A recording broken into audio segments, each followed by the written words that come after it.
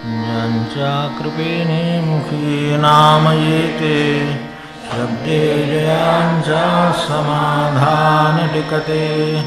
या ब्रह्मचैतन्य दयानिधीते, साष्टांगमी वंदे एकाग्रचित्ते. सद्गुरुनाथ महाराज की जय.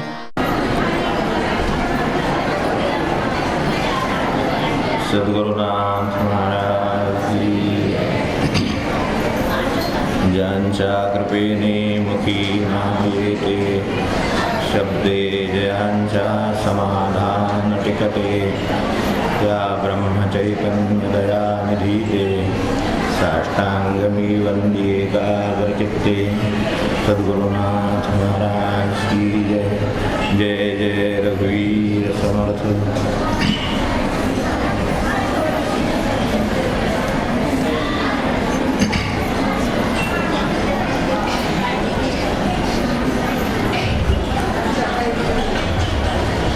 श्रीराम स्वरूप, श्री महाराज स्वरूप आणि सकल संत स्वरूप अशा आपणा सर्वांना मी अत्यंत मनपूर्वक वंदन करतो.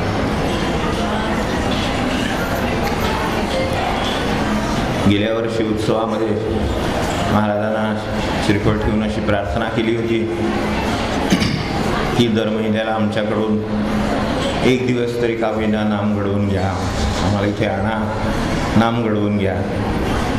काही उपासनेविषयी संवाद करता आला तर आपल्या इच्छेप्रमाणे कृपेप्रमाणे करून घ्या. ही पुण्यतिथी आज आली, त्यात पहिला रविवार आला. त्यामुळे तो पहिला रविवार त्यांनी त्याची पोच आपल्याला दिली आणि विश्वस्तांच्या निर्धारामुळे आजही या उत्सवामध्ये हा नामदिवस होतो आहे, झालेला आहे आणि आता आपण शेवटच्या टप्प्यामध्ये आहोत. गेलं वर्षभर दरमहा नाम घेतल्यानंतर निरूपणामध्ये आपण ज्यांच्याकडे आलो त्या यजमान हृदयाची कल्पना घेण्याचा आपण प्रयत्न केला पहिल्यांदा. हे मी मुद्दाम एवढ्यासाठी परत एकदा आज सांगणं भाग मला पडतं की यावेळेला काही मंडळी नवीन आहेत, कुणी उत्सवाच्या निमित्ताने आलेले आहेत. तर आपण कुठे आहोत, वर्षभरामध्ये नाम घेऊन कुठेपर्यंत आलो आहोत हे कळण्यासाठी फक्त पाहतो. यजमान हृदयाची कल्पना घ्यायचा आपण प्रयत्न केला. महाराज इथे यजमान आहेत, आपण पाहुणे आहोत. तर जे काही आलो दिवसभर तर ते कसे राहावं, कसं काय याविषयी सगळा उहापोहा आपण केला. नंतर उपासनेची गरज आपण पाहिली, उपासनेची व्याख्या पाहिली वेगवेगळी. त्यानंतर उपासनेचे 9 निकष पाहिले. त्यानंतर उपासनेमध्ये आधीच सावध व्हावं म्हणून 21 प्रकारचे दोष आपण उपासनेतले पाहिलेत. एवढं सगळं आपण उहापोह केला. त्यानंतर महाराजांची उपासनेची व्याख्या घेऊन तिचं विवरण करायचा आपण प्रयत्न करतो आहोत. तर गेल्या वेळेला आपण असं पाहत होतो की उपास्याच्या निकट राहणं म्हणजे उपासना हे जर आहे, महाराजांचं म्हणणं आहे, तर त्याचे मार्ग कोणते आहेत ते आपल्यासमोर 4 मार्ग आपल्याला दिसले. गेल्या वेळेला आपण ते पाहिले. तर त्या 4 मार्गामध्ये आपल्याला जमण्यासारखा त्यातल्या त्यात सोपा मार्ग म्हणजे शेवटचा आपण पाहिला तो की आपण त्यांना घरी घेऊन जाणं हा सोपा, त्यातल्या त्यात तो बरा आहे आणि आपल्याला शेवटी आपल्याला घरच्या उपासनेकडेच जायचं आहे. त्याचं इथे एक मोठं आपल्याला प्रशिक्षण मिळतं. त्यासाठीच सामुदायिक उपासना केंद्र असतात. एवढं आपण लक्षात ठेवून सामुदायिक उपासना केंद्रांकडे आपण पाहावं अशी माझी आपल्याला तेव्हाही विनंती आहे, आजही आहे. तेव्हा उपास्याच्या निकट राहायला आपल्याला कोणती साधनं आहेत, आपण त्यांना घरी घेऊन गेलो तर घरी राहण्यामध्ये सर्वात पहिलं साधन ते नुसते घरी असून आपल्याला उपयोग नाही. ते आपण गेल्या वेळेला पाहत होतो. फोटो घेऊन घरी गेलो. आता घरामध्ये अनेक माणसं आहेत, आपण उदाहरणाने पाहू तर ती तर देहानं आहेतच. ती नुसती देहानं असून आपल्याला चालतात का? ती जिवंत हवी आहेत आपल्याला. म्हणून आपण गेल्या वेळेला पहिल्यांदा त्याचा विचार केला की घरी माणसं हवीत हे बरोबर आहे, पण ती जिवंत हवीत. तर ती जिवंत कशी राहतील, तसं महाराज जिवंत कसे राहतील घरी, हा आपल्यासमोरचा खरा प्रश्न आहे. आपल्या घरी ते असावेत, यावेत, राहावेत, सगळं खरं आहे, पण ते जसे आपल्या घरी आपण नेणार तसे ते जिवंत कसे ठेवणार हा आपल्यासमोर प्रश्न आहे. महाराज घरात जिवंत म्हणजे समाधान घरात जिवंत, शांती घरात जिवंत, आपली विवेक बुद्धी घरात जिवंत, ह्या सगळ्याचा जिवंतपणामध्ये अर्थ आहे असं आपण लक्षात घ्या. आपल्याला निर्भयता, आपल्याला निश्चिंतता, चित्ताला शांती, हे सगळं त्या जिवंतपणामध्ये येतं असं गृहीत धरू आपण. पण जिवंत ठेवण्याच्या आपल्या कल्पना ह्या उपचारापुरत्या मर्यादित राहतात. ही अडचण आहे, तिथपासून आज पुढे पाहायचं आणि उरलेले 2 मार्ग पाहायचे. तर आपल्या जिवंत ठेवण्याच्या कल्पना कशा आहेत की काही उपचार करू म्हणजे ते जिवंत राहतील. मी आपल्याला एक उदाहरण देतो छोटंसं, म्हणजे आणखीन सोपं होईल.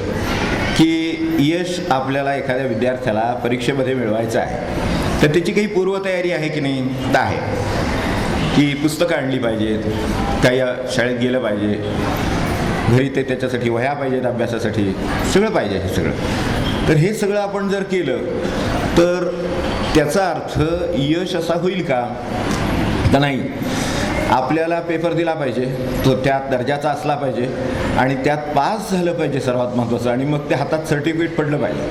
त्यात ते पडलं की मग खऱ्या अर्थाने आपल्या दृष्टीनं आपलं ध्येय आपल्याला साध्य झालं असं म्हणता येईल. तर आपण जे करू, फोटो तर नेलाच आहे, आपण आरती तर करतोच आहोत, पूजा केलेलीच आहे, प्रतिमा समोर ठेवली आहे, नमस्कार करतो आहोत, नैवेद्य दाखवतो आहोत, माळ करतो आहोत, सगळं आहे. ही सगळी जी आहे ही पूर्वतयारी आहे आपली त्यांना जिवंत ठेवण्याची. एवढं लक्षात ठेवलं म्हणजे उपचार म्हणजे उपासना नव्हे हे आपल्या लक्षात येईल. उपचार म्हणजे उपासना नव्हे असं आपल्या लक्षात यावं, यासाठी मी आपल्यापुढे नम्रपणे हा मुद्दा ठेवतो की उपचार करणं हा त्याची पूर्वतयारी आहे. उपचार नसतील तर चालेल का? अभ्यासाचं पुस्तक बाजारातून आणलं नाही तर चालेल का? तर नाही चालणार. आपल्याला अभ्यासाचं पुस्तक तर आणावं लागेल, अभ्यासक्रम समोर पाहिजे, वह्या ते सगळा अभ्यास करण्यासाठी पाहिजेत, म्हणजे हे सगळे उपचार तर पाहिजेत. पण त्याच्याबरोबर ते कशासाठी पाहिजेत आणि केव्हा सफल होतील याचंही भान ज्याला आहे तो विद्यार्थी यश मिळवेल. तशी आपली अवस्था महाराजांच्या शाळेमध्ये आहे. तर ती कशी आहे? तर हे उपचार म्हणजे उपासना नव्हे. असं हे काय होतं, उपचार म्हणजे उपासना समजतो म्हणजे पूर्वतयारीला आपण यशप्राप्ती समजल्यासारखं आहे. पूर्वतयारीला यशप्राप्ती समजल्यासारखं आहे. एवढं लक्षात ठेवलं तरी आपल्या मागची कितीतरी कामं आपोआप कमी होतील आणि मूळ कामाकडे जाऊ. पुस्तकं समोर ठेवण्याने काहीच होत नाही आहे. पुस्तकांचा अभ्यास केल्याने होत आहे, त्याचं मनन केल्याने होतं आहे, त्याच्यावरती लिहिल्याने होत आहे, मग ते आपण जे डोक्यात त्यातलं ठेवलेलं आहे स्मरणामध्ये त्यांनी होत आहे. ह्या सगळ्यानंतर जे साध्य होणार आहे ते आपल्याला परीक्षेत आठवणार आणि आपण त्याची योग्य ती उत्तरं देणार आणि त्याला ते त्याचं मूल्यमापन करून आपल्या हातात आपलं सर्टिफिकेट ठेवणार. ह्या क्षण आपल्या दृष्टीनं महत्त्वाचा आहे. आपल्या आयुष्यात तो उगवावा अशासाठी आपण हे सगळं करतो आहोत की आपल्या समाधानाचा क्षण, भाग्याचा क्षण, आपल्या उद्धाराचा क्षण आपल्या जीवनामध्ये त्यांनी सर्टिफिकेटसारखा आपल्या हातात ठेवावा यासाठी ही जिवंतपणाची ही सुरुवात केलेली आहे. आपण महाराजांना घरी जिवंत ठेवतो तर आपल्यासमोर ते असावं. तेव्हा जिवंत असणं म्हणजे का आणि ते कसं? आता हे सगळं जिवंतपणाचं हे आपल्या गळ्यात का घातलंय? आपण एवढे सगळी मंडळी बसलेली आहात, उपासनेनं जो तो आपापल्या परीनं थोर आहे, आपलं काम करतो आहे, मग हे त्यांना जिवंत ठेवण्याचं आपल्या गळ्यात का घातलेलं आहे? तर महाराजांची 2 वाक्य मी आपल्याला बोललो आहे एकदा, तर त्याच्याविषयी फक्त एकदा सांगतो आणि पुढे जातो की संतांना जिवंत ठेवणं आपल्या हाती आहे असं महाराज म्हणालेले आहे. संतांना जिवंत ठेवणं आपल्या हाती आहे हे एक बाजू आहे आणि जो कधी मरत नाही तो संत आहे. आता ह्या 2 गोष्टी तसं म्हटलं तर विरोधाभासाच्या आहेत. जो कधी मरत नाही त्याला आम्ही काय जिवंत ठेवणार असं नाही का? जो कधी मरत नाही तो संत म्हणाले आणि संतांना जिवंत ठेवणं आपल्या हातात आहे म्हणाले. तेव्हा वरवर हे आपल्याला विरोधाभासाचं वाटतं. म्हणून विरोधाभास शब्द जो आपण वापरतो त्यात आभास आहे हे उघड आहे. त्यात आभास आहेच तो खरा नाही आहे. त्यात आभास आहे, फक्त विरोध आहे असं वाटतंय. कारण विरोध आहे असं वाटण्यासारखंच हे आहे की ते जर जिवंतच आहे तर मी काय जिवंत ठेवणार? तर मी काय जिवंत ठेवणार ते आत्ता आपण जसं पाहिलं तसं त्याचे तपशील भाऊ काय आहेत ते. हा विरोधाभासाची सांगड काय आहे आपल्या दृष्टीनं ती बघूया. विरोधाभासाची सांगड काय आहे? तर मी जर त्यांना जिवंत ठेवायचं ठरवलं तर कधीही कुठेही जे जिवंत राहू शकतात ते संत होत. मी जर त्यांना जिवंत ठेवायचं ठरवलेलं असेल तर कधीही कुठेही कोणत्याही परिस्थितीत माझ्याबरोबर जिवंत जे राहू शकतात ते संत असं त्यांना म्हणायचे, ते महाराज असं आपल्याला म्हणायचं आहे. संत शब्द आपण, गुरु शब्द आपण, महाराज शब्द आपण, देव शब्द आपण, सर्व महाराज अशा अर्थाने घ्या, आपापल्या गुरु अशा अर्थाने घ्या. अर्थ तोच, शेवटी आपल्याला म्हणायचं तेच. तर त्यामुळे मला जर जिवंत त्यांना ठेवायचं असेल तर ते कधीच जात नाहीत, त्यामुळे ते कधीही जिवंत व्हायला तयार आहेत, तेवढं आपल्याला हवं आहे. मग आता आपल्याला ते करायचं आहे, त्यासाठी काय करता येईल? म्हणजे हा विरोधाभास राहिला नाही, कारण ते मरतच नाहीत, ते जातच नाहीत आणि माझं तर काम तर माझ्याकडे जिवंत ठेवणं. मग आता ह्याची सांगड मी काय करणार? मी त्यांना जिवंत ठेवायचे प्रयत्न करणार तर ते जिवंत असणार. आता ज्यांनी जिवंत ठेवायचं ठरवलेलं नाही त्यांच्या दृष्टीनं गेल्यासारखेच आहेत. मग आता हे आपल्याला आपल्या प्रपंचामध्ये अनुभवायला येईल. महाराज आहेत याचं विस्मरण पडलं की आपल्याला काळजी वाटायला लागते. आपले साधे पहा, महाराज आहेत याचं स्मरण झालं की जिवंत झाले की आपल्याला असं वाटतं की काय काळजी करण्यासारखं कारण आहे, महाराज आहेत. आज एका नुसते एका एवढ्याशा वाक्यात सुद्धा जर आपलं एवढं चित्ताचा बदल होत असेल तर त्यांना जिवंत ठेवण्याने तो किती होत असेल याची कल्पना आपल्याला यायला हरकत नाही. आता आपण ह्या जिवंतपणामध्ये आपण एक साधं घरातलं उदाहरण पाहू की घरामध्ये इतकी माणसं असतात, जिवंत आहेत, सगळी फिरता आहेत, आपापला व्यवहार करतायत. तर जिवंतपणा हा गुण, याचा जिवंतपणाचा गुण काय आहे? अत्यंत सहज आहे जिवंतपणा. जिवंत जी घरामध्ये माणसं आहेत ती सगळी अत्यंत सहजपणे जिवंत आहे. तरी की वेगळं काही करत नाहीत, ती नुसती हिंडतायत, फिरतायत, खातायत, पितायत, काय आपले व्यवहार करतायत, कर्तव्य करतायत, स्वयंपाकपाणी करतायत, सगळं करतायत. तेव्हा सहजता हा त्यांचा गुण आहे, जिवंतपणाचा सहजता हा गुण आहे. तर आपल्या दृष्टीनं आपला श्वास किती सहज आहे. कोण उठून सकाळी उठला आणि म्हटलं आता स्टार्ट करूया श्वास घ्यायला वगैरे, काही नाही, तो स्टार्ट झाले होता म्हणून तर उठला आणि बोलतोय सगळं, बरोबर आहे ना. त्याला काही स्टार्ट ऑन ऑफ वगैरे काही नाही आहे, तो सुरूच आहे.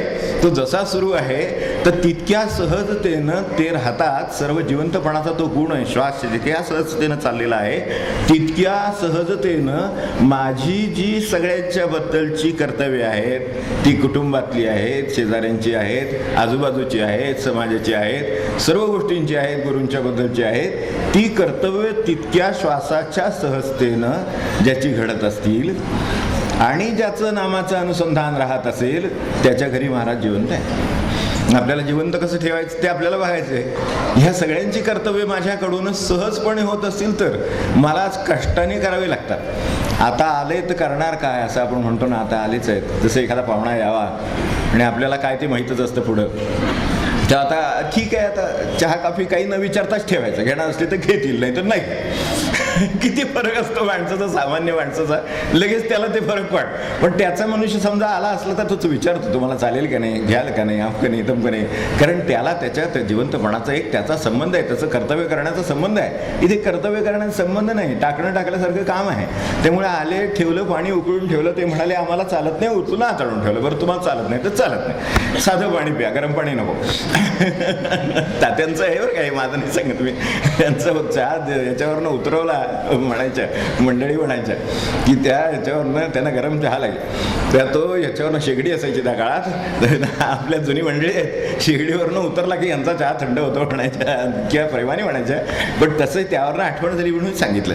तर त्यामुळं आपल्या दृष्टीनं एक म्हणजे की ते सहजतेनं आपली कर्तव्य आपली स्वतःची जर होत असतील तर एक, आणि दुसरं त्यामध्ये नावाचं अनुसंधान टिकत असेल, भगवंताचं अनुसंधान टिकत असेल, महाराजांच्या म्हणण्याचा विचार टिकत असेल तर आपलं काम बरोबर चाललेलं आहे.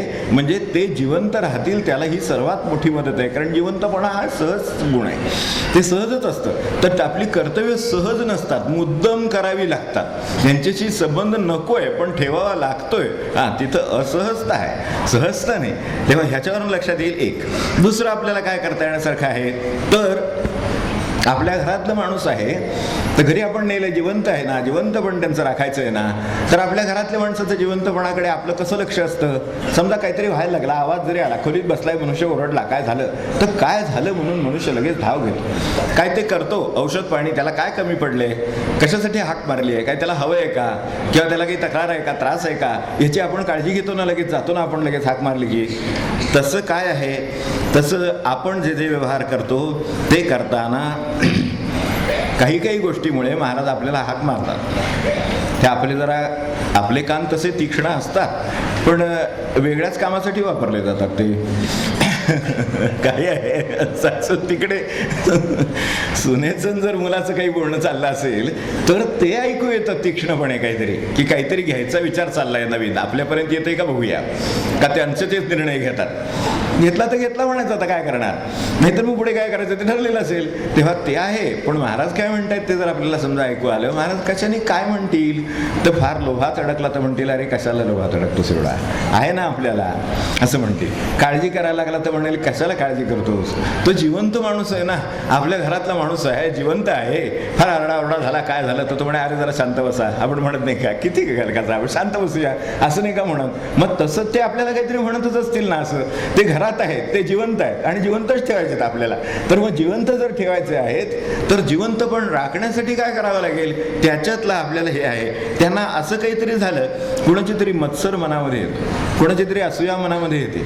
असूया आणि मत्सर अशा गोष्टी आहेत ज्या प्रपंचाला पाचवीला पुजल्यासारख्या आहेत आणि परमार्थात त्याच्यापेक्षा पाचवीच्या आधी काहीतरी विधी असेल तर त्यालाच पुजल्यासारख्या आहे. पाचवीचं विधी माहिती आहे, पण त्याच्या अलीकडे आणखीन काही विधी असलं तर त्यालाच जन्माला पुजल्यासारख्या आहेत अक्षरशः. तर त्या तिथे सुद्धा येतील आणि काहीतरी होईल घोटाळा. तर हे होऊ नये म्हणून त्या बाबतीत त्यावेळेला ते हाक मारतील तर आपलं लक्ष जावं. जेव्हा घरातलं मनुष्य बरं नसेल, त्याला काही काळजी वाटत असेल, आपल्या घरामध्ये एखाद्याला काळजी, आपला चेहरा दिसतो. घरी मनुष्य आला, ऑफिसमधनं आला समजा, आपल्या कशातनं आला, तर आपण घरी आल्यावर विचारतो आज काही बरं नाही आहे का, तब्येत बरी नाही का, काही ताप आहे का, काही ऑफिसमध्ये घडलं का, व्यवसायात काही चढ उतार काय झाले का, काय झालं का, असं विचारतो ना. आपल्या नुसत्या चेहऱ्यावर आपली सगळी काळजी येते वर, की काय घडलं असं वाटतं. तसं आपल्याला जसं आपण हे जसं जिवंत मनुष्य आहे, आपलं मनुष्य आहे, जसं महाराज जिवंत आहेत, आपले आहेत, तर त्यांना कशाने काळजी वाटते, मला काळजी वाटते आणि त्यांना काळजी वाटते, एवढं लक्षात ठेवलं तरी चालेल. मी काळजी घ्यावी ना, काय घ्यायची ती, पण आता कशाला करतात असं. म्हणजे जसं भाऊसाहेबांनी सांगितलं की बट ठीक आहे, स्वारींच्या कानावर घातलं ना, आता संपलं, आता काय काळजी करायचं कारण नाही. जसं महाराजांच्या कानावर घातलं ना, मग आता कसली काळजी करायची. तर त्याच्याही पुढे काळजी करायचं जे काम आहे ना, औषध घेतलं ना आपण, काय ती काळजी घेतली ना त्याची, की कोणत्या ते योग्य त्या डॉक्टरकडे गेलो, औषध घेतलं, सगळं झालं, आता आणखीन काळजीवर काय करता आहात, आता ते काळजी ते औषध करणार आहात, असं नाही का. मग त्याच्यावर आणि परत काळजी करत, परत औषध घेऊन काळजी, त्या काळजीवर पुन्हा औषध द्यायची वेळ येते. आपल्याला माहितच आहे की औषध मूळ आजारावर दिलेलं आहे, शिवाय हे काळजी करतात म्हणून काळजीवर परत एक औषध द्यायची वेळ येते. तेव्हा हे आपण करायची काही गरज नाही. मग महाराजांची हाक येते, ते आपण ऐकण्या एवढं सूक्ष्म असलं म्हणजे तेही होईल. आता जिवंत असण्यामध्ये आणखीन काय करता येण्यासारखं आहे, तर ते जिवंत असल्यासारखं आपण राहावं म्हणजे झालं. ते घरात जिवंत आहेत, त्या घरात मोठं मनुष्य जरी असलं साधं, तरी सुद्धा आपण ते असल्यासारखं आपण राहतो की नाही, का ते नसल्यासारखं राहतो. आता काही माणसं एकमेकांना दुर्लक्षित करूनच राहतात, ते सोडा, त्याच्याबद्दल मी काही म्हणत नाही, त्यांच्याकडे तुम्ही लक्ष देऊ नका म्हणून, आणि सांगतात परत एकमेकांना, ते सोडून देऊ आपण क्षणभर, चांगला आपण विचार करूया अगदी. हां, तर विधायक विचारात काय येईल जास्तीत जास्त, तर एवढं येईल की ते आहेत याच्या जाणीवेने आपण राहू. ते जर आपण जाणीवेने राहू तर आपल्या जे आपण करणार आहोत, जे बोलणार आहोत ते बदलेल, जो व्यवहार करणार आहोत तो बदलेल, ज्याच्याशी करणार आहोत ते बदलेल. कारण शेवटी हे महाराज घरामध्ये आहेत आणि आपल्याला हा व्यवहार करायचा आहे, तर तो करायचा का नाही, कितपत करायचा, कसा करायचा, सगळं आपल्याला ते आहेत हे गृहीत धरून करावं लागेल. आपल्या घरामध्ये मोठं मनुष्य असतं, समजा आजोबा आले 4 दिवसासाठी आपल्याकडे राहायला आले, तर मग आता या 4 दिवसात नको असं काय जे असेल आपला व्यवहार तर तसं आपण म्हणतो. आपण शेवटी काही समजा निर्णय घ्यायचा आहे तर तो त्यांना आवडणार नाही, तर 4 दिवस ते आता ते 4 दिवसासाठी आले, 4 दिवसांनी गावाला गेले म्हणजे मग आपल्याला काय करायचं ते करू, असं आपण व्यवहार चतुर एवढे आहोत की जसं जन्मतः मनुष्याला सबब समर्थन यातली वकिली शिकवावी लागत नाही. काय जन्मतः हे कोणाला उगाच सर्टिफिकेट वगैरे घ्यावी लागतात पुढे, पण प्रत्यक्षात तसं काही गरज नसते. समर्थन करण्यात जसं माणसाला जन्मतः वकिली आहे तसं हे पण माणसाकडे जन्मतः आहे. इथे तसं चुकणार नाही. आपण महाराजांना घेऊन गेलेले आहोत, ते जिवंत आहेत, ते कुठे जाणार नाहीत. ते गेल्यावर मग आपण हे करू म्हटलं तर ते जमणार नाही, तुमच्या बरोबर येतील म्हणजे पुन्हा ते परत आहे. तर ते तिथं त्यांना कळल्याशिवाय राहत नाही. तिथे कुठ झालं तरी त्यांना कळतं लगेच. आपल्या मनात आलेलं जिथं कळतं, हे मला मी आहे म्हणून हे करणार नाही, ह्यांच्या मनात आलेलं आहे हे करावं, पण इथपर्यंत जिथं ज्याला कळतंय तिथं तोंडाने बोललं तर काय आणखीन कळायचं राहणार आहे. त्यामुळे आपण हे लक्षात ठेवावं की ते आहेत आणि ते असल्याच्या जाणीवेने आपल्या जीवनाचं आपण जे काही जगतो आहोत त्यामध्ये नक्की फरक पडतो. तो चांगला पडतो, साधा सुद्धा नाही पडत, चांगला पडतो, भगवंताकडे नेण्यासारखा पडतो. म्हणून त्याला साधन म्हणतोय आपण. जी गोष्ट भगवंताकडे न्यायला उपयोगी पडते तिला साधन म्हणतो. ही गोष्ट भगवंताकडे न्यायला भले एक पाऊल उपयोगी पडत असेल, पण ती साधन आहे, कारण ती भगवंताकडे न्यायला मला उपयोगी पडते म्हणून. तेव्हा अशा तऱ्हेनं आता हे जे आहे हे काम आहे, महाराजांना घरी नेण्याचं काम आहे. त्यातली एक आपल्याला व्यावहारिक जाता जाता गोष्ट फक्त सांगतो की सावधानता एक त्याच्यात. ती कोणती सावधानता आहे तर महाराजांना घरी नेण्याचं काम आहे ना, ते सर्वांचं मिळून आहे एवढं लक्षात ठेवावं म्हणजे झालं. महाराजांना घरी नेण्याचं काम आहेच, पण ते आपल्या सर्वांचे म्हणून घरी न्या. हे कुणाचं तरी एकाचं काम आहे असं समजून नेऊ नका. तुम्ही म्हणाल हा काय प्रकार आहे, आम्ही तर घरी न्यायला निघालेलो आहोत, कदाचित तिथं उभयता घरातली माणसं आणि 4 सुद्धा हजर असतील आणि महाराजांना घरी नेऊन जाऊ. चांगलं एक साधन आहे, आपण करूया. एक फोटो त्याचं निमित्त झालं, 5-50 रुपयाची गोष्ट आहे, आपण ती बरोबर नेली तर सगळ्यांनी मिळूनच दिली ना. तर सगळ्यांनी मिळूनच जरी नेली असली तरी सुद्धा ती सगळ्यांची मिळून आहे असं भान ठेवावं लागतं. ह्याला काय करायचं, कारण घरी गेल्यानंतर आपण प्रापंचिक माणसं आहोत म्हणून मी प्रपंचातलं उदाहरण देऊन आपल्याला हा मुद्दा अधिक स्पष्ट केला तर बरं होईल. एकच गोष्ट आहे, उदाहरणार्थ आपल्याकडे अगदी आपला ज्याच्याशी व्यवहाराने संपर्क येतो म्हणून इथं विचार करायचा, अर्थसंकल्प मांडला जातो. आपल्या पक्षाचा असला तर दुसऱ्या दिवशी काय छापून येतं, किंवा आपल्या पक्षाचा असला तर काय सांगितलं जातं. आपल्याला माहिती आहे की सर्वसामान्यांना दिलासा देणारा अर्थसंकल्प. आपल्याला हे ऐकलंय की नाही, आपल्याला एक 5-25 वर्ष आपण आठवून पहा की महागाईचा भस्मासूर रोखणारा अर्थसंकल्प. मी 2-4 आपले एक उदाहरणासाठी फक्त सांगितले. महागाईचा भस्मासूर रोखणारा अर्थसंकल्प, कारण आपल्या पक्षाचा अर्थसंकल्प आहे त्यामुळे तो असा असतो, सर्वसामान्यांना दिलासा देणारा. दुसऱ्याचा असला तर एक अत्यंत निराशाजनक, कागद तेच, म्हणजे तेच काय 300-500 पानं कागद जे मांडतात ना तेच कागद, फक्त ते काय आहेत, हे आपले आहेत ते त्यांचे आहेत, ते त्या पक्षाचे असल्यामुळे ते एकदम बदलतात. म्हणजे साध्या शब्दातून आपली वृत्ती कळते किंवा त्यावरची प्रतिक्रिया बदलते. तर सामान्यांच्या आता मगाशी बघितलं ना, ते सामान्यांना दिलासा देणारा होता, आता सामान्यांच्या तोंडाला पाने पुसणारा असं अर्थसंकल्प. काय भाषा असती कोणा ठोकवा, ही बरं आहे वृत्तपत्रीय भाषा एक वेगळी असती म्हणून, तर ती एकदम सामान्यांच्या तोंडाला पाने पुसणारा अर्थसंकल्प. गोरगरिबांना महागाईच्या खाईत तुटणारा अर्थसंकल्प. किती प्रकारे त्याचं वर्णन केलं जातं आपल्याला माहिती आहे. आपला काही त्या बाकीच्या विषयांशी संबंध नाही, पण आपल्याला वृत्तीशी आणि समजून घेण्याशी संबंध आहे. आता समजा हेच मी उदाहरण आपल्यासाठी पुढे थोडं घरात चालवतो. म्हणजे घरात भाऊ आहेत, बहीण आहेत, भाऊजय आहे, काय म्हणजे वहिनी आहेत, किंवा काय घरातले आई वडील आहेत, असे पाहुणे आहेत. हे सगळे पाहुणे आहेत. हे पाहुणे सगळ्यांनाच आहेत ना, सगळ्यांनाच आहेत. फक्त त्यांचे आणि आमचे असा थोडासा फरक होतो की नाही. समजा त्यांचे आले, एकच वाक्य, मी जास्त बोलत नाही, एकच वाक्य, त्यांचे आले तर काय होतं, ते 1-2 आठवडे तळ ठोकून बसलेत आणि हाणतायत. काय बोलायचं नाही, कोणी कोणाबद्दल, मी कोणाबद्दल म्हणत नाही बरं का, म्हणजे तसं काय आपण वाटून घेऊ नका, पण कोणाबद्दल तरी कोणतरी बोलतंय असं समजा फार तर, म्हणजे काय फार वाटणार नाही त्याचं काही. तर 2-2 आठवडे तळ ठोकून बसलेत असं म्हणतात लगेच त्याच गोष्टीला, कारण ते त्यांचे पाहुणे असतात. आणि आपले पाहुणे असले तर, आता ह्यात कोण कोणत्या पक्षात आहे हे मी सांगत नाही हा, तर आपले पाहुणे असले तर काय होईल, तर किती अगत्यानं आले, ते किती प्रेमानं आले, किती आठवण ठेवून आले, वेळात वेळ काढून आले बिचारे. ते परत सगळं त्याच्यात बिचारे.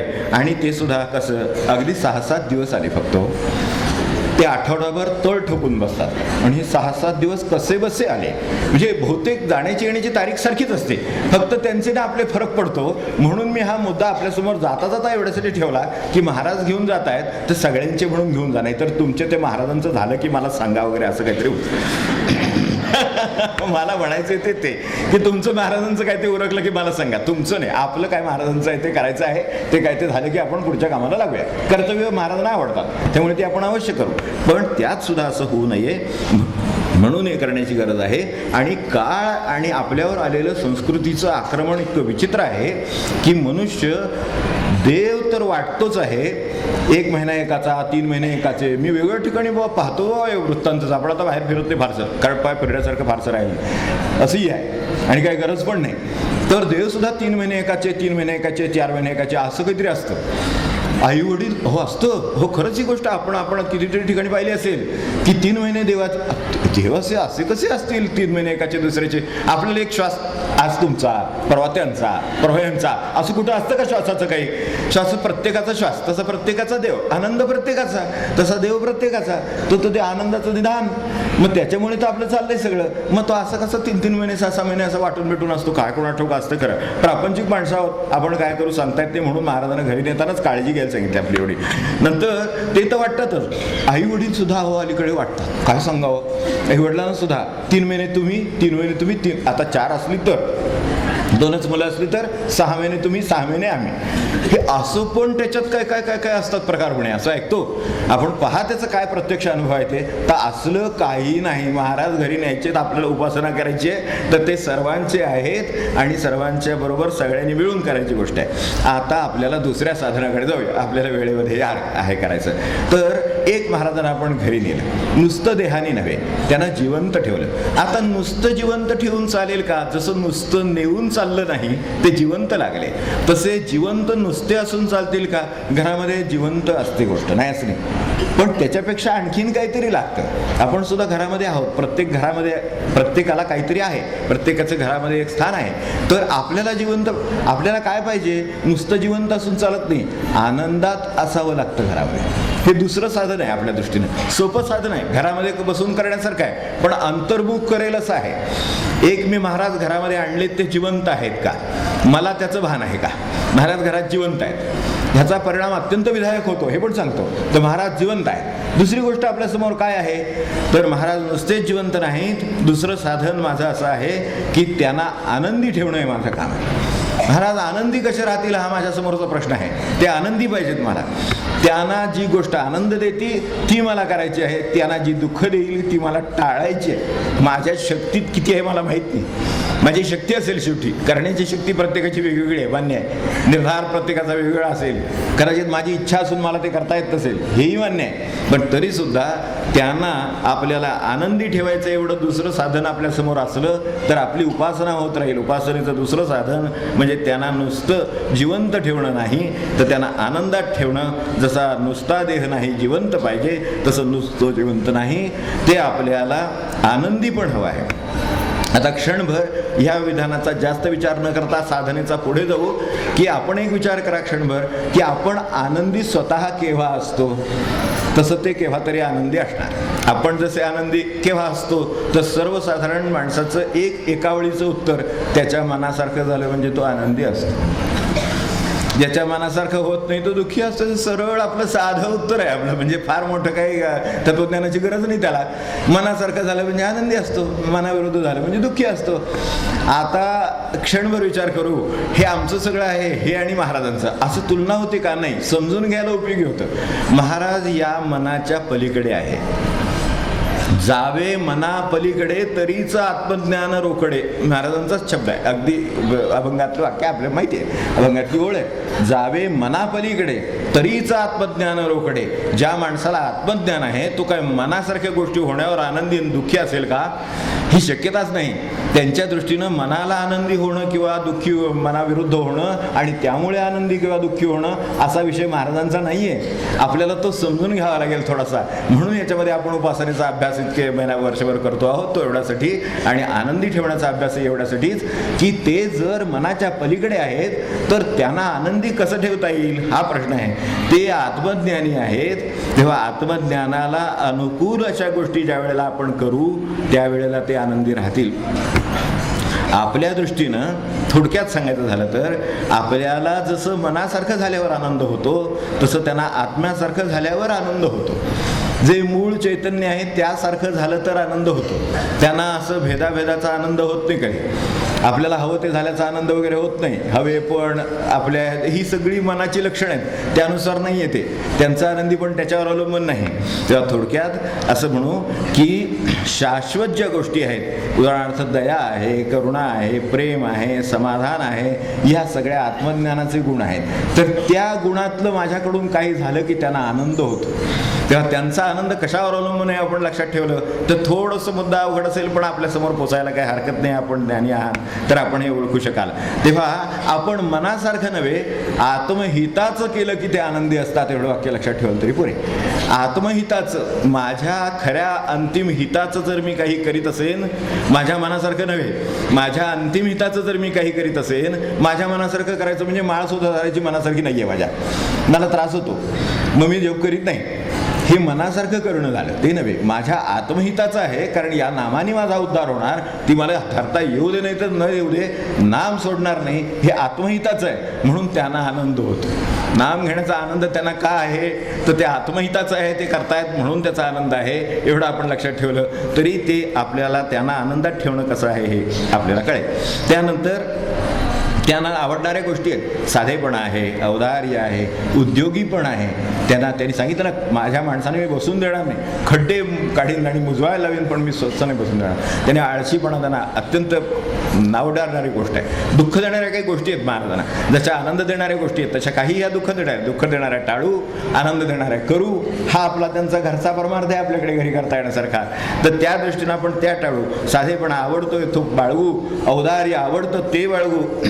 त्यानंतर जो उद्योग आहे त्यांच्याकडे सातत्याने तो उद्योग कायम करत राहायचा प्रयत्न करू, म्हणजे हे होईल. घेण्यापेक्षा देणं त्यांना जास्त आवडतं, एवढं लक्षात ठेवू. घ्यावं तर लागेलच, त्याशिवाय व्यवहार होणार नाही माणसाचा, पण घेण्यापेक्षा देण्यात आनंद आहे हे ते ओळखून आहेत, ते आत्महिताचं आहे, त्यामुळे ते त्यांना आवडतं म्हणून ते करायचा प्रयत्न करू. भले ते अन्न असेल, ज्ञान असेल, काय वस्त्र असेल, मालमत्ता असेल, काय जे असेल ते जे आहे त्या सगळ्यांनी ते आनंदी होतात. आणि याची आपण अवश्य अनुभव घेऊन पाहावा. नसेल माझ्याकडे वेळ नाही म्हणून फक्त मी आपल्याला एखादी गोष्ट जाता जाता सांगतो.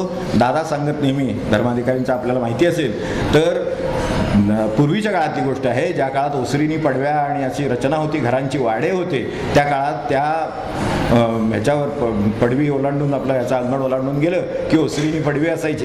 त्या पडवीवरती त्या कॉटवर ते शेठजी पोटावरून हात फिरवीत त्या लोडाला टेकून बसलेले आहेत आणि पाहतायत नुसतं सगळीकडे. फक्त आता काय पोटावरून हात फिरतोय म्हटल्यानंतर अवस्था आणखीन वेगळी काही सांगायला नको, एवढी परिस्थिती श्रीमंत आहे आणि घरातली माणसं आपापल्या कामामध्ये आहेत सगळी. कोण कुठे गेलंय, कोणी पाण्याला जायचं, पूर्वी फार उद्योग होते, हे पाण्याला जायचं, भांडी घासायची, अमुक तमुक सगळे उद्योग होते.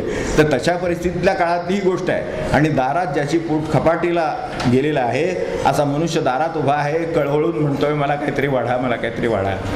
तेव्हा अशा वेळेला ते शेठजी बुवा तिथे बसून पोटावर हात फिरवीत सांगतायत, तरी घरात माणूस नाही आहे तुला वाढायला कोणी, असं त्या शेठजीने एकदा सांगितलं, दोनदा सांगितलं, ऐकून घेतलं त्यांनी. आणि तिसऱ्या वेळेला जेव्हा ते म्हणाले, अरे तुला कळत नाही का, मगाचपासून मी सांगतोय घरामध्ये माणूस नाही वाढायला, तर तू जा आता पुढे, नंतर तू ये परत वाटलं तर दुपारी. तो त्याने फक्त हात जोडून एकच सांगितलं, शेठजी महाराज क्षमा करा, मी आपल्यालाच माणूस समजलो. आपल्याला लक्षात येईल त्याला काय म्हणायचं आहे, तेव्हा हे शेवटी ऐकून घ्यावं लागतं. आमच्या घरामध्ये घडलेली गोष्ट सांगतो आपल्याकडे अगदी, कारण हे शेवटी ग्रंथाचं झालं. अनुभव आहे का काही, अनुभव आहे. माझ्याकडे गीतेच काही अर्थ घ्यायला किंवा काही त्यातलं सार घ्यायला एक मुलगा येत असे, तो समोर बसे, आमचं आपल्या टेबलाशी बसून काहीतरी चाललं, त्या अर्थाचा विषय चालला होता चर्चेचा.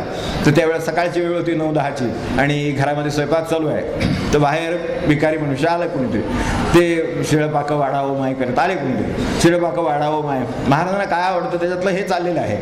तर शिळपाकं वाढावं माय, तर ते त्यांनी म्हटलं 2 वेळा. तर ते त्याच्या लक्षात आलं, त्याला खूण केली. तो आत गेला, त्याने बघून आला, त्याला सांगितलं नाही आहे काही शिळं काका. ठीक आहे, त्यांनी त्यांना सांगितलं की शिळं नाही आहे काही, शिळं पाकं काही नाही, आणखीन तुम्ही नंतर या किंवा काय सण उद्या या सांगितलं. रोजही येत असतील करायचे काय आपल्याला माहिती नाही, पण मी त्यांना सहज खूण केली. जरा 1 मिनिट थांबा. मी उठलो, गीताच सांगत होतो. हा माझ्या सांगण्याचा प्रश्न नाही आहे, महाराज घरात आहेत आणि ते जिवंत ठेवायचेत म्हणून हे चाललंय. तर आत गेलो, बघितलं, त्यावेळेला त्या क्षणी पोळ्या सुरू होत्या. 4-5 पोळ्या त्या ह्याच्यात पडलेल्या होत्या, आपल्या परातीमध्ये पडलेल्या होत्या. त्यातल्या विचारल्या की 1-2 घेऊ का, तर आपल्या लक्ष्मीनी सांगितलं प्रसन्नतेने की बाबा घ्या. त्या 2 पोळ्या नेऊन त्यांना घातल्या. त्यांनी मला विचारलं, मुलांनी त्या विचारलं, ठीक आहे जिज्ञासू होता, गीतेचाच होता. त्यांनी मला विचारलं की आपण हे का घातलं. तो शिळं मागत होता. ते म्हणले शिळं नव्हतं घरामध्ये. बरोबर आहे म्हटलं, शिळं नव्हतं, ताजं वाढणार नाही याची खात्री आहे त्याला म्हटलं. म्हणून त्यांनी शिळं मागितलं. म्हटलं कोण ताजं वाढणार आहे कोण मागणार आहे मला सांगा. ते म्हणून त्यांनी तसं मागितलं. आपल्याला त्याची कल्पना असली पाहिजे. आणि दुसरं गोष्टी ही पण लक्षात ठेवली पाहिजे की आपल्याकडे म्हटलं, मी आपला हसत खेळत म्हणलं त्याला, अरे आपल्या सुगरणीची त्याला काय कल्पना की स्वयंपाक बेतास बात असेल आणि घरात काही शिळं राहतच नसेल, इतकी त्यांचं कौशल्य असेल स्वयंपाकाचं, हे त्याला काय माहिती, असेल राहत काहीतरी असं त्याला वाटलं म्हणून त्यांनी मागितलं. असंही लक्षात घ्या म्हटलं, किती घ्याल तेवढं थोडं आहे. नंतर त्यांनी असं म्हटलं की एक लक्षात ठेवावं म्हटलं की तो आपल्या दारासमोर ज्या वेळेला त्याचं परिस्थिती पाहतोय तो खरा आहे, जे खोटे आज तसंही आहे ते पण आहे, ते पण मला सावध आहे त्याबद्दलही मला काय म्हणायचं नाही. पण खोटं नाही आहे, ते खरं आहे, तो मागतोय ते खरं मागतोय, आपल्याला दिसतंय, पोट कपाटीचं दिसतंय, प्राणकंठाच्या आलेला दिसतोय, ती एक पोळी का होईना काय त्याला देणार आहे समाधानी आपल्याला दिसतंय. हे जर दिसतंय तर मला एक सांगा की तो काय करतोय, तो भीक मागत नाही, तो एकच फक्त आपल्याला संदेश देतोय की असताना दिलं नाहीस तर पुढच्या जन्मी काय होईल ते तो सांगतोय. हे म्हटलं शिकायचं दृष्टी माणसाकडे आहे, ही कदाचित पशुकडे नसेल पण ती माणसाकडे आहे. मग ती जर आहे तर ती अंमलात आणायचं काम आपलं आहे. महाराज संतुष्ट होतील. अर्धी पोळी आपल्याला कमी चालेल म्हणलं घरामध्ये, काही बिघडलं नाही आहे, पण त्याचा आज त्याच्यावर अवलंबून आहे असं लक्षात ठेवू. आणि हे महाराजांना आपण जर असताना नाही दिलं असतं तर आवडलं असतं का? मग त्यांना जिवंत ठेवणं आपलं काम आहे ना, म्हणून घरात जिवंत आहेत, आपल्याही घरी जिवंत राहतील. आपण त्या दिशेने विचार करावा. आणखीन पुढचं पाहू. अंतःकरणाचं फक्त छोटंसं सांगतो.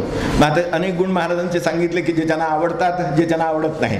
अंतःकरण सांभाळणं महाराजांना आवडतं. आपल्याला जी जुनी परिचित मंडळी आहेत त्यांना माहिती असेल, तात्या म्हणजे अंतःकरण सांभाळण्याचा परमादर्श आहे असं मी म्हणेन. साध्या भाषेत अंतःकरण सांभाळण्याचा परमादर्श आहे. तर त्यांच्यातली एक छोटीशी गोष्ट सांगतो, त्यांच्याबद्दलची आठवण म्हणून की भगवंतराव प्रवासात बरोबर असत तर तात्यांच्या बरोबर जात असत. तात्यांचा मुक्काम सांगलीला होता, कुलकर्णी बंधूंच्याकडे होता. आणि त्यावेळेला तिथं त्यांचं काम एकच होतं संबंध ह्या प्रवासामध्ये की जेवताना कवळी लागते, दातांची कवळी लागते, ती बरोबर जेवताना बरोबर पाहिजे, तर त्यांच्या पानाशी ती नेऊन ठेवायची, हे त्यांचं काम. बिनचूकपणे वर्षानुवर्ष ते काम ते करतायत. पण त्या दिवशी सगळी पानं बसली, पंक्ती बसल्या, वाढणं झालं, सगळं नमस्कार करून झाले, जेवायला सुरुवात झाली. भगवंतराव बाजूलाच बसलेले आहेत. आणि बसल्यानंतर सुरुवात केल्यावर जेवायला लक्षात आलं की आपण तात्यांची कवळी द्यायची विसरलो. ती द्यायची विसरलो हे लक्षात आलं. आत्ता या क्षणी काय करावं, पंक्तीत उठणं बरोबर नाही. त्या काळात फार या गोष्टी कटाक्षाने सांभाळल्या जात होत्या, म्हणून ती उठणं बरोबर नाही असं वाटलं. तात्यानं तर आता काय जेवायला मिळेल असं वाटलं. काहीही तात्या त्यावर बोलले नाहीत. उलट फक्त त्यांना ऐकू जाईल शेजारी अशा शब्दात फक्त पुटपुटले, अडचण काही नाही, साखर भात आहे, मऊ आहे, चालेल. ह्या सांभाळणाऱ्याचं कौतुक आहे आणि हे म्हणणाऱ्यांचंही कौतुक आहे आणि घेण्यासारखंही खूप आहे. किती शिकावं महाराजांकडून ते आपण शिकावं. तर अशा तऱ्हेनं महाराज जिवंत का राहिले त्याचं कारण ते आहे, तसं आपल्याला करता येणं शक्य आहे. आता तिसरं साधन सांगतो. तिसरं साधन असं की एक जिवंत ठेवणं महाराजांना घरी, दुसरं सांगितलं आपल्याला आनंदी ठेवणं, आणि तिसरं आपल्या बरोबर सतत ठेवणं. इथे जसे आपण कायम राहिलो नाही म्हणून बरोबर घेऊन गेलो, तसे घरी सुद्धा कायम राहूच असं नाही. अंगणात जाऊ, परसात जाऊ, कामाला जाऊ, ह्याला जाऊ, आपल्या व्यवसायाला जाऊ, बरोबर त्यांना घेऊन जाणं हे आपलं काम आहे. हे तिसरं साधन आपल्याला बरोबरचं आहे, तर ते पण आपण विसरू नये. बरोबर जाण्यामध्ये आपोआप बाकीची साधनं होऊन जातात, कारण बरोबर जायचं आहे, महाराजांना बरोबर घेऊन जायचं आहे. साधं उदाहरण सांगतो की बरोबर आम्ही गाडीतून चाललो होतो, लहान मुलगी बरोबर आहे, मुलं बरोबर आहे, सगळी गाडी चाललेली आहे. तर जाता जाता मुलींनी बाबांना खूण केली. 1-2 वेळा हलवून बघितलं, बाबांची गाडी काही थांबायला तयार नाही, सरळ घराकडे चाललेली आहे. तर त्यावेळेला त्या मुलांना असं वाटलं की आज का थांबत नाही आहेत असं वाटतं. तर तिथं काहीतरी त्यांचं ते आपलं फास्ट फूड असतं, कुठं काय असतं, आईस्क्रीम असतं, असं एक दुकान वाटेत गेलो मध्ये. तर आता काकाच बरोबर आहेत तर नको थांबायला असं झालं. ते माझं काही विरोध नव्हता, खाऊ देत बिचारे, आजचं काळ आहे, त्यांना काय करायचं ते करू देत. पण एक साधा एवढासा विषय आला मनामध्ये तर गाडी थांबली नाही. महाराजांसारखा विषय जर मनामध्ये आला आपल्या बरोबर आहे तर कुणाकडं जावं, किती वेळ जावं, काय बोलावं, कसल्या कशावर बोलावं, हो की नाही, हे सगळं कसं आपोआप बरोबर आपलं सगळं वळण त्या दिशेने राहील. हे त्यांना चालेल का, हे माझ्या बरोबर राहतील का, अहो नाहीतर महाराज महाराज अंतर्धान. मग आपण जर अशा ठिकाणी गेलो की जिथे त्यांना चालणार नाही, आवडणार नाही, तर महाराज अंतर्धान पावल्याशिवाय राहायचे नाहीत. म्हणजे हाही विचार आपल्याला करायला पाहिजे. म्हणून एका या साधनामध्ये अनेक साधनं येऊन जातात. तेव्हा आपण असं लक्ष ठेवू की भेटणं, वेशभूषा, काय वर्तन, काय जे असेल ते सगळं, निस्वार्थीपण, प्रेम, तृप्तता, शांतता, नाम, सगळं आपोआप बरोबर असणं होत जातं. म्हणून तिसरं साधन आपल्याला हे करता येण्यासारखं आहे. एकाच उपासनेची 3 अंग आहेत. आपण जशी कराल तशी करता येतील आपल्याला. मी तर असं म्हणेन, ह्या बरोबर असण्याच्या साधनाचं एकच आपल्याला वाक्य सांगतो. आपल्याला ते पटतंय का बघा. जर पटलं तर आपण घ्या, नसेल तर सोडून देऊ. मी असं म्हणेन की त्यांना आपल्याबरोबर राहणं, ठेवणं, म्हणजे जर आपल्याला खरंच साधन म्हणून घ्यायचं असेल तर अशा ठिकाणी राहणं, जाणं, वागणं की त्यांना आपल्याबरोबरच राहावं असं वाटावं. यात साधन आलं का आपल्याला बघा, की आपल्याबरोबरच राहावं, आणखीन कोणाबरोबर नकोच असं वाटावं. त्यांच्याबरोबर असू द्या, त्यांच्याबद्दल नको म्हणून नाही म्हणायचं आपल्याला. आपल्याला एवढंच म्हणायचं आहे की ह्याच्याबरोबर राहावं असं वाटावं. असं आपल्याला करता येणं शक्य आहे का? तर या एका साधनात बाकीची सगळी साधनं आपली येऊन जातील. तर एवढं आपल्याला करता येणं शक्य आहे का बघावं. आणि हे करायला मी बाकीचं सांगत नाही, पण माताजींनी 4 मार्ग सांगितलेत, तेवढे महाराजांना प्रापंचिकाचं वैराग्य आहे असं माझ्या लक्षात आलं वाचताना. ते म्हणजे आपल्यासमोर ते मार्ग ठेवतो. एक काय करता की भगवंत जे देतो ते सरळ आणि साधेपणानं स्वीकारावं. काही ट्विस्ट करू नयेत. भगवंत देतो ते सरळ साधेपणाने स्वीकारावं. अधिक मागू नये, दिलेलं नाकारू नये आणि पूर्ण समाधानात राहावं. एवढी जर 4 साधनं आपल्याला करता आली ना तर फार प्रापंचिकाला वैराग्य आहे. ह्याच्यापेक्षा आणखीन काही उत्तम या ठिकाणी राहून आपापल्या प्रपंचात राहून जपण्यासारखं वैराग्य नाही दुसरं. इतकं सोपं साधं आहे की त्यांनी जे दिलेलं आहे ते सरळपणे साधेपणे स्वीकारावं. अधिक काही मागू नये. आपल्याला आवडलं की अधिक लागतं की नाही, तिथे अडचण आली सगळ्याला. की प्रत्येक वाक्यात म्हटलं तर सोपं आहे, म्हटलं तर अडचण आहे, म्हटलं तर साधन होतं आपोआप. तेव्हा अधिक काही मागू नये, दिलेलं आहे ते नाकारू नये आणि पूर्ण समाधानात राहावं. हे माताजींचं म्हणजे अरविंद आश्रमाच्या आपल्या लक्षात आलं असेल तर त्यांचे हे साधन आहे ते आपल्याला इथं लागू करून घेऊन उपयोगी पडण्यासारखं आहे. त्यामुळे आता हे कसं आहे माहिती का, अधिक काही मागू नये. पैसा असेल, मान असेल, प्रसिद्धी असेल, काय आपल्याला हवंसं वाटेल सांगता येत नाही, स्थान असेल, उलटं असेल, गरिबी असेल, अपमान असेल, काय असेल ते त्यांनी दिलेलं आहे. सरळ शांतपणे ते स्वीकारावं. आपली कर्तव्य काय असेल ते अवश्य करावीत, यत्न योग्य करावेत, प्रामाणिकपणे करावेत. पण त्यानंतर ते देतात त्यात पूर्ण समाधानात राहावं. एवढी आपली साधना आहे. मग महाराज घरी येतील, जिवंत राहतील, आनंदी राहतील आणि कायम सोबत राहायला आनंद वाटेल त्यांना. इतकं आपल्याला करता येणं शक्य आहे. ही आपली घरची प्रापंचिकांची उपासना आहे, नित्योपासना आहे. ही घरच्या घरी करण्यासारखी आहे. कुठेही जायची गरज नाही, काही नाही. हे फक्त आपण समजून घेण्यासाठी आलो, त्यांची इच्छा होती म्हणून आपण हे एकत्र आहोत, एवढंच. आता ही तर उपासनाच आहे, पण ह्याच्याबरोबर इथं आलं ना, ह्या त्या उपासनेत सावधानता आहे. घरी सुद्धा प्रत्येक क्षणी सावधानता आहे, तशी इथं पण काही सावधानता आहे. ते आपल्याला सहज जाता जाता अनेक लोक इथे दर्शनाचे आत्ता वारी लावून उभे आहेत. एरवीच्या वेळेत आला तर आपल्याला मोकळेपणाने दर्शन होतं. कुठेही बसा, कुठे कधीही आपण या दर्शन होतच आहे. समाधीचं दर्शन घेतो, बाळकृष्णाचं दर्शन घेतो. आपण नक्की दर्शन घेत असाल आणि सावधही असाल अशी माझी खात्री आहे. पण तरीसुद्धा मला दर्शन घेतल्यानंतर थोडीशी जी अस्वस्थता येते ती आपल्यापर्यंत 2 बाबतीत पोचवतो आणि मग पुढे जातो. आपण समाधीचं दर्शन घेतो, वरती गोपाळकृष्णाचं दर्शन घेतो. आपण जिथे बसलो आहोत तो गोठा आहे, सगळं आपल्याला माहिती आहे. इथे गाई गुरांची ही जागा आहे, त्यांचा गोठा आहे, आपल्याला माहिती आहे. तशा अवस्थेत आपण इथे आज त्यांच्या आवडीचं म्हणून आपण इथे येऊन हे सगळे एवढं समाधी स्थानाशी बसलेले आहोत. तर त्याचा आज वैभव आपल्याला माहिती आहे काय आहे ते. पण मला सांगा, बाळकृष्णाचे मुखामध्ये मुरली आहे, तिथे स्वर किती लोकांना ऐकू येतात मला माहीत नाही. मला जे येतात ते अस्वस्थ करतात, ते आपल्यासमोर ठेवतो आणि सांगतो. खरं तर तो ज्या वेळेला मुरली वाजवतो त्यावेळेला त्याची गोपाळकृष्ण नेहमी त्या गायीनं बोलावून घेतो. सगळ्यात गो म्हणजे इंद्रिय ना आपली, ती इंडत असतात. तर त्यांना बोलावून घेणारा गोपाळकृष्ण तो बोलावून घेत असतो सगळ्या इंद्रियांना. काय इंद्रियांना तो बोलावून घेतो, काय त्याला अपेक्षित आहे. आपण क्षणभर विचार करून बघा, किती मुरली वाजते, ती कोणाकोणाला ऐकू येते आणि काय काय ऐकू येतं, कोणा ठोक मला काय ऐकू येतं ते आपल्यासमोर अत्यंत नम्रपणाने ठेवतो. की आपण या इथे समाधीत महाराज आहेत, त्यांच्या म्हणण्याकडे लक्ष द्या, पायानी या. म्हणून ते समाधी पाहता समाधी तनू कष्टवी ते असे आनंद देते. ते जे आहे ना ते तनू कष्टवा. तर त्याच्यासाठी पायानो देहाला घेऊन या.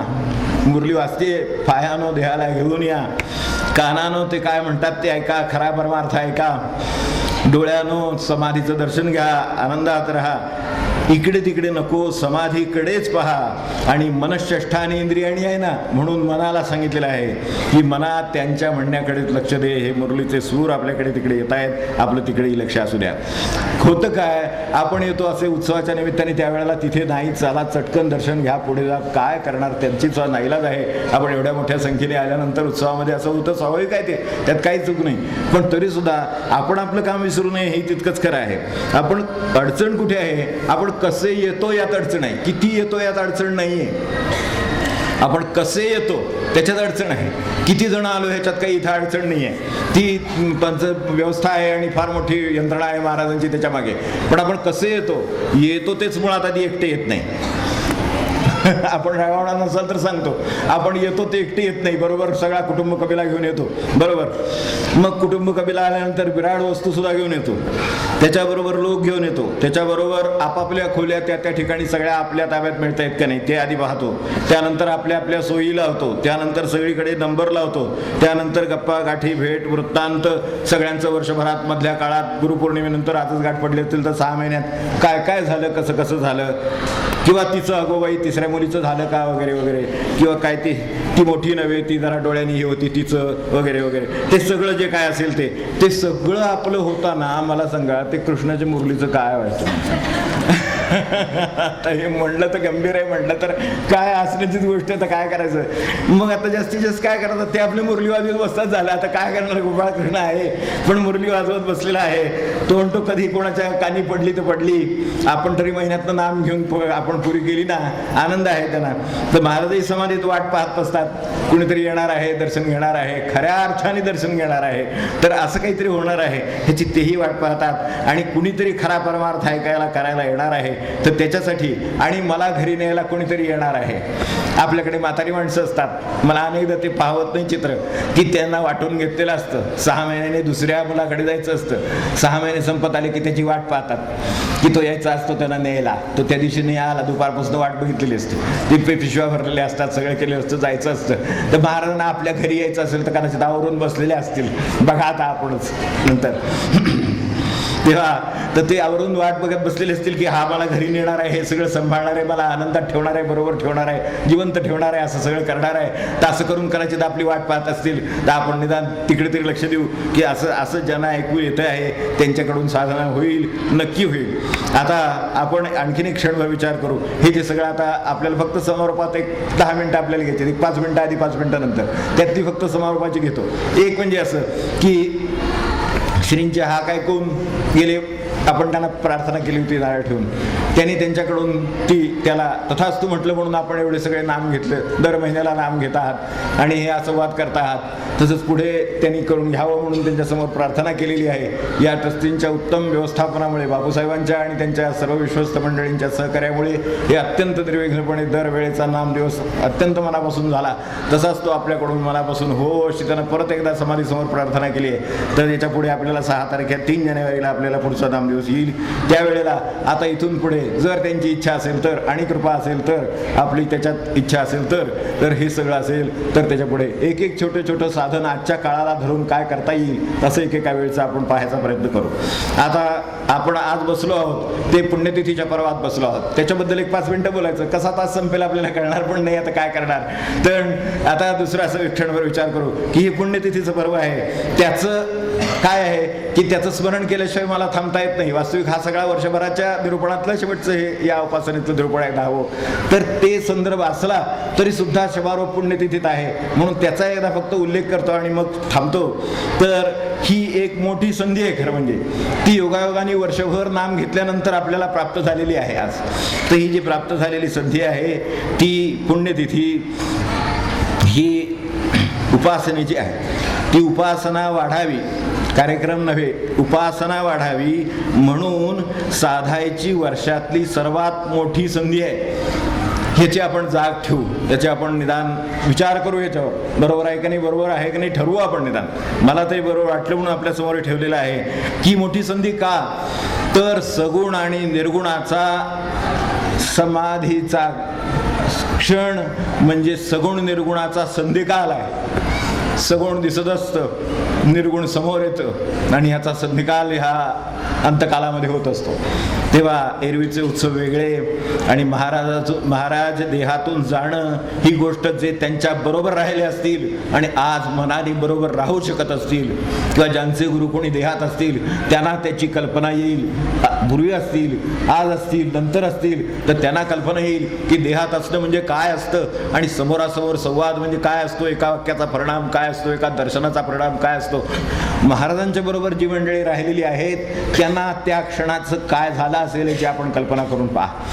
आज 96 वर्ष झाली त्यांचे त्या क्षणी या काळात दिवस कसे जात असतील, जे आपण 10 दिवस साजरे करतो आहोत.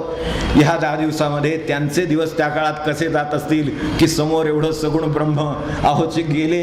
त्यावेळेला म्हणले ना ब्रह्मानंद महाराज, आपल्या लक्षात आहे ना की अरे 2 रुपयात ब्रह्म पाहायला मिळत होतं.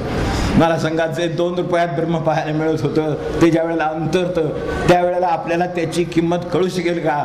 तेव्हा माझ्या दृष्टीनं हे आहेच मान्य आहे. प्रत्येक पर्वाचं काही वैशिष्ट्य असतं. मी आपल्यासमोर फार सांगत नाही पण 3 पर्वाची वैशिष्ट्य सांगतो. गुरुपौर्णिमा कृतज्ञतेचं पर्व असतं, जयंती भाग्याचं पर्व असतं आणि पुण्यतिथी हे अंतर्मुखतेचं पर्व असतं. पुण्यतिथी अंतर्मुखतेचं पर्व आहे, तो संधिकाल आहे. तेव्हा आपले प्रपंच आपापल्या पद्धतीनं साधून आपला जो दुर्लभ आहे असलेला परमार्थ तोही आपल्याला साधून द्यावा म्हणून ज्यांनी हाडाची काडं केलेली आहेत, आपल्या प्रपंचाची पर्वा केली नाही, आपल्याला लागणाऱ्या कष्टांची कधी चिंता केली नाही. मला सांगा, एक मुंगी चावली बसलेल्या माणसाला तर लगेच हालचाल होते माणसाची. एक मुंगी चावली तर त्याच्या मागे एवढे त्रास असतील, शिष्यांचे असतील, लोकांचे असतील, सगळ्या स्वतःच्या शरीराचे असतील, व्याधींचे असतील, अशा सगळ्या अवस्थेमध्ये सुद्धा यांचा परमार्थ व्हावा, यांचा परमार्थ व्हावा, यांना नामाची गोडी लावावी, यांची वृत्ती पलटावी, यांना भगवंत भेटावा असं ज्यांना वाटत राहिलं असेल रात्रंदिवस, ते जाताना काय होत असेल याची कल्पना आपण आपल्या मनाची करून पहा. माझ्या मनाची मी करून पाहिली. मला एवढंच वाटतं फक्त की या सगळ्या हे जे काही पर्व आहे पुण्यतिथीचं, या पुण्यतिथीच्या पर्वाला हे जे देहत्याग होतो किंवा देहत्याग ते करतात त्यावेळेला ते गांभीर्याचं वस्त्र आहे आणि त्याला करुणेची किनार आहे. हे गांभीर्याचं वस्त्र आहे पूर्णपणे खरं, आणि त्याला कारुण्याची किनार आहे, कारण त्याच्याशिवाय दुसरं आपल्या हातात काही नाही. काळासमोर सगळे हतबल आहे. तेव्हा काळासमोर हतबल आहेत, ते काळावर जिंकून गेले पण शेवटी काळाच्या स्वाधीनच आहेत. तर हे लक्षात ठेवून आपण त्याच्याकडे पाहिलं तर ह्याला करुणेची किनार का आहे ते लक्षात येईल आणि हे वस्त्र गांभीर्याचं आहे हेही आपल्या लक्षात येईल. ज्यांनी तुमच्या आमच्या सारख्यावर पात्र अपात्र विचार न करता कृपेचा वर्षाव केला आणि आजही करतात त्यांना अंतरण्याचे हे दिवस, हे जे काळ आहे पुण्यतिथी, हा त्यांना अंतरण्याचा दिवस आहे. तर तो अंतरण्याचा दिवस जो आहे तो आपण तितक्याच गांभीर्याने, मला उत्सव आणि आनंद आणि अंतःकरण हे जरूर आहे, पण तरी सुद्धा मी असं म्हणेन की हे पांग फेडायला उरलेलं आयुष्य आपण ओवाळून साधना केली तरी ती अपुरी पडेल एवढं मला म्हणायचं. फक्त आपण उरलेलं आयुष्य ओवाळून जरी ती साधना करायची ठरवली जी त्यांना हवी आहे, जे नाम त्यांना हवं आहे, जी वृत्ती त्यांना हवी आहे, जो भगवंत त्यांना मिळवून द्यायचा आहे, त्यासाठी जर आपण उरलेलं आयुष्य ओवाळून जरी साधना केली तरी सुद्धा ती अपुरी पडेल. निदान एवढी जाणीव निर्माण झाली तरी आपण अंतर्मुख होऊ. म्हणून पुण्यतिथी हे अंतर्मुखतेचं पर्व आहे. याच्यावर आपण विचार कराल तर मी आपला व्यक्तिशः ऋणी होईन, महाराज होतीलच होतील. आणि मी महाराजांना एवढंच मागेन की दर पुण्यतिथीला 96 आहे. आज आपली कृपा झाली सर्वांची. आज हा सभामंडप आहे, हा नाम मंडप झाला. असा सभामंडप आहे, नाम मंडप झाला. असा नाम मंडप इथे सातत्याने हा महिन्यातून झाला, असा सातत्याने होत राहो. कदाचित शताब्दी असं पाहिल की इथे नुसता नाममंडपच नाही, बाहेर जाल तिथे नाम सुरू आहे, जाल तिथं शांतता आहे, जाल तिथं प्रेम आणि कर्तव्य आणि आनंद आहे, एकमेकांना समाधान आहे. अशा तऱ्हेचा हा परिसर राहील. हा नुसता परिसर नाही, समाधी परिसर नाही, हा सगळा नाम परिसर आणि शांततेचा दीर्घम पश्यत मारस्वम. कशाला किरकोळ स्वप्न पाहता, मोठी मोठी पहा स्वप्न उपनिषद म्हणतात, माझं म्हणत नाही, तो उपनिषद म्हणतायत, त्यांनी काही खरं करून दाखवलेलं आहे. तर ते जर करून दाखवलेलं आहे तर असं का नाही होणार की हा सगळा शांत आणि नामाचा परिसर होऊन जाईल. तर तो हवा एवढी त्यांच्या ह्या पर्व काळामध्ये आपण त्यांना प्रार्थना करू आणि आपलं जर त्याच्यासाठी मनपूर्वक जर आतून इच्छा असेल तर ते तथास्तु त्याला म्हणतील, ते करून घेतील, ते त्यांनी करून घ्यावं एवढी त्यांनाच परत एकदा मनपूर्वक प्रार्थना आहे. कारण ती त्यांना आवडणारी गोष्ट आहे, दिल्याशिवाय राहणार नाहीत. आपल्या सर्वांच्या या सगळ्या वर्षभराच्या आणि आजच्या सर्व श्रवणाबद्दल आणि दिलेल्या लक्ष अवधान याबद्दल मी आपला अत्यंत कृतज्ञ आहे. आपली नामबुद्धी सर्वांची अशी वर्धिष्णू राहो आणि आपल्याला हा शतक महोत्सव पाहताना सर्वत्र नाम परिसर पाहायला मिळो अशी आपण त्यांना प्रार्थना करूया. जानकी स्मरण जय जय राम, जय जय रघुवीर समर्थ.